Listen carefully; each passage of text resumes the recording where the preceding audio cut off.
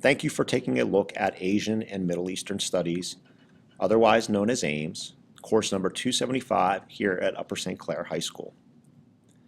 This one-semester course has the goal of exposing the student to the important areas of the world that are sometimes underrepresented in the regular curriculum. Essentially, Asian and Middle Eastern Studies is a contemporary one-semester survey course addressing the important countries of these key regions of the world. So the following are the countries we focus upon. We do look at some other countries within the region. Start with East Asia: China, North and South Korea, and Japan. You could also add in Taiwan and Mongolia. China, for obvious reasons, is an extremely important country, the world's largest country by population. Also the country that has had an increasingly greater impact on both the United States and the world economies.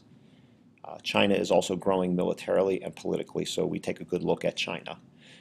North and South Korea, obviously the tensions over the last 60 years have produced a now nuclear state of North Korea, important to know about.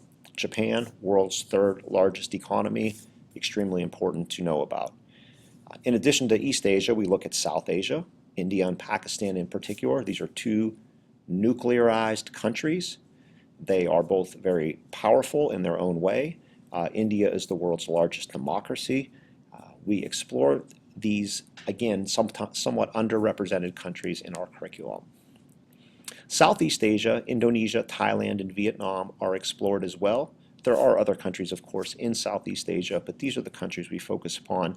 Indonesia is in the top 5 most populated countries, is increasingly important economically, so we take a special look at Indonesia. Then we turn our attention to the Middle East and North Africa, sometimes called the Islamic world.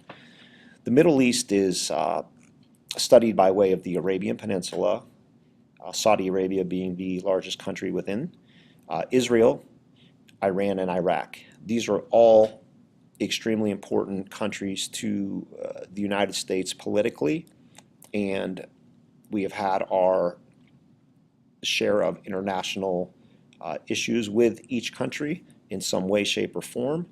We obviously have an ally in Israel in this area of the world, so we want to look closely at the Middle East. North Africa is part of the Islamic world and is also studied as a one cultural region with the Middle East. We especially look at Egypt and Libya. Of course, there are other countries in the region, but we look closely at the ones just mentioned. So think of Asian and Middle Eastern studies as a closer look at countries and an area of the world which sometimes can only get so much attention within the regular curriculum. Let's talk a little bit about the highlights of each course. Guest speakers, we have had guest speakers in the past from China, from Japan. We've also had people Skype in, so we try to make the course as lively as possible through guest speakers. And the course is highlighted by a field trip to the Merredon Museum, which is a museum up in Butler, Pennsylvania, which houses one of the largest collections in the area of East Asian art. Really neat place to check out.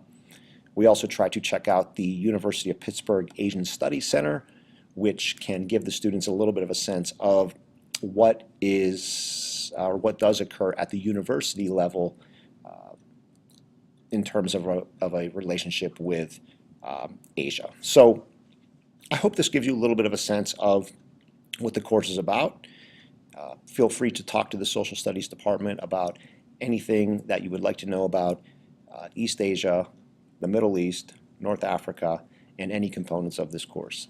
Thanks for listening, and consider choosing AMES as an elective course.